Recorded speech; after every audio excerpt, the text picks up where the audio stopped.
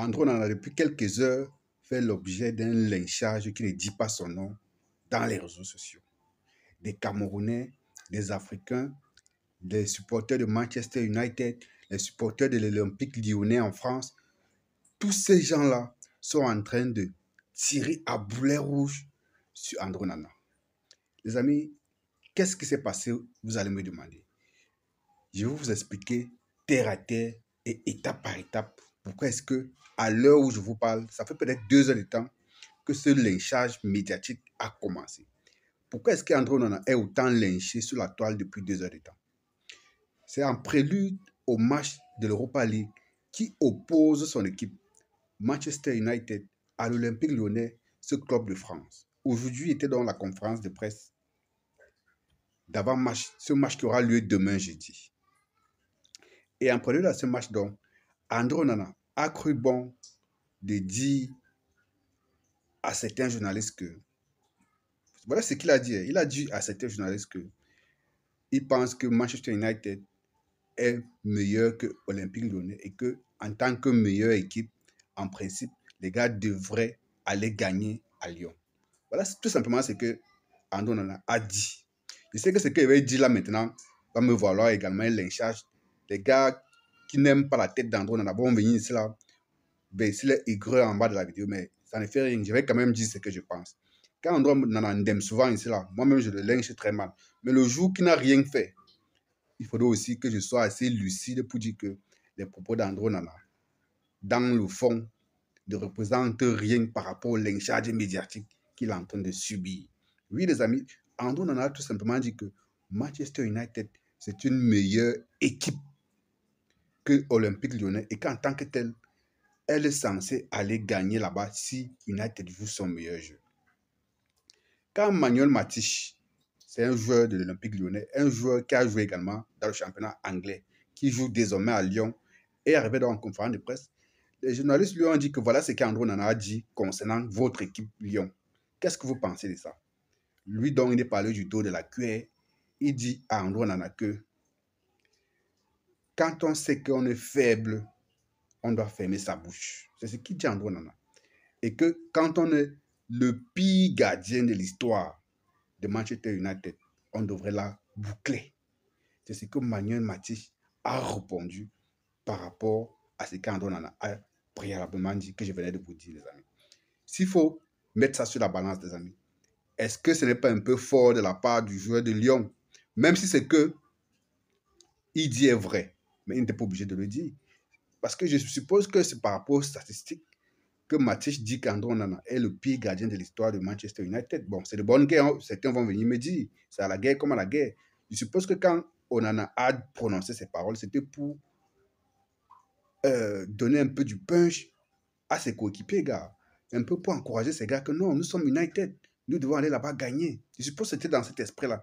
Et c'est ça l'esprit d'un footballeur. C'est ça l'esprit d'un combattant. Donc, je ne vois pas pourquoi est-ce qu'on devrait reprocher à André dans cet esprit-là. Maintenant, quand j'ai fini de dire ça, j'ai dit que quand Matich a dit ce qu'il a dit, pour reprendre André Nana, dit qu'André Nana est le pire gardien de l'histoire de United, André Nana devait rester tranquille. Parce que quand Manuel Matich a donc répondu comme ça, André Nana est encore revenu à la charge pour essayer de se justifier, pour essayer de redire très bien ce qu'il a d'abord dit auparavant. C'est là donc que je pense que Andrew Nana aurait dû fermer sa bouche parce que son message était à passer. Il avait à passer son message. Je suppose qu'il voulait encourager ses gars. Comme on guys, on s'en va là-bas gagner, oui, c'est normal. Mais à partir du moment où son adversaire a répondu comme ça, là, le gars devait rester tranquille et répondre sur le terrain. Les grands joueurs ne répondent pas dans les conférences de presse ou dans les médias interposés. Les gars répondent sur le terrain. Il a envoyé sa pique, c'est bien arrivé. Et la preuve que la pique est bien arrivée, c'était la réponse de Matich. Il devait rester tranquille, rester concentré et répondre sur le terrain demain. Mais que non, comme il est toujours mal entouré, et c'est là que je blâme Andrew Nana. Parce qu'il faudrait qu'on se comprenne très bien. Je suppose que c'est parce qu'il est mal entouré. Il devait rester tranquille. Il ne devait plus revenir répondre à ce joueur de l'Olympique Lyonnais, se concentrer pour le match de demain. Je pense qu'Andrew Nana a un problème de communication. Je ne sais pas si c'est son entourage qui qui ne le conseille pas assez ou qui l'induit généralement en erreur parce que même ce qui s'est passé ici au Cameroun lors du dernier rassemblement, c'était les gars comme Ando Nana qui avaient encouragé ça et qui avaient institué que les gars viennent lire le communiqué que les Lions avaient lu à la veille du match. C'est un peu ce qui s'est passé aujourd'hui. Il a envoyé sa pique à l'équipe adverse, comme ça se passe dans le football. Mais quand il y a eu dans le retour, au lieu de rester tranquille, il revient à la charge. Donc, il entre dans un certain ping-pong médiatique qui ne le sait pas. Parce que les gars vont donc utiliser ça pour exposer ses faiblesses, pour fragiliser son mental. Parce qu'il est déjà au courant de ça. Puisqu'il dit qu'il n'est pas souvent dans les réseaux sociaux. Il a donc fait comment pour revenir répondre à ça s'il n'est pas dans les réseaux sociaux. Et ça, son moral va prendre un coup. Le moral de ses coéquipiers va prendre également un coup. Pourtant, il aurait mieux fait de rester tranquille à partir du moment où son message était arrivé à bon port, se concentrer avec ses gars et arriver demain répondre sur le terrain, les gars. Dites-moi en commentaire si je me trompe. C'est comme ça que les grands joueurs ont l'habitude de fonctionner. Un grand joueur répond sur le terrain. Quand tu lui envoies une pique en conférence de presse, le gars te répond juste parce qu'il fait pour la forme en fait. Mais il t'attend sur le terrain.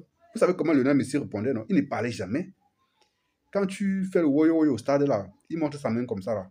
Il regarde le score, il te montre le panneau d'affichage. Si le score c'est 5-0, il dit que regarde le score là-bas. Bon, c'est tout, hein. Il n'est pas là pour courir derrière toi, pour se chamailler avec toi et tout. C'est ce qui manque à Andro Nana. Je suis désolé de le dire, c'est un compatriote. Je ne suis pas d'accord qu'il soit lynché sur la toile par rapport à ce qu'il a dit et tout. Mais il a ouvert une boîte de Pandore, j'ai envie de dire. Les gars vont donc s'engouffrer dans cette boîte-là, essayer de dénicher. Les gars ont d'ailleurs commencé, je vais vous faire part de ce que les gars ont commencé à sortir. Les gars ont commencé à sortir les statistiques pour dire que effectivement, André Onana, par rapport aux statistiques, est l'un des pires gardiens de l'histoire de Manchester United. Lui, sachant que c'est vrai, au lieu de rester tranquille, pourquoi il est donc venu répondre encore? C'est ça mon problème. Voilà les quelques statistiques que les gars ont données.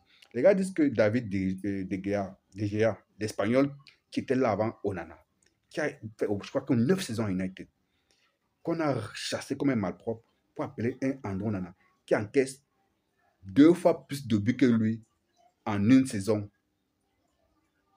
Par rapport à lui, ils ont pris un autre deuxième exemple.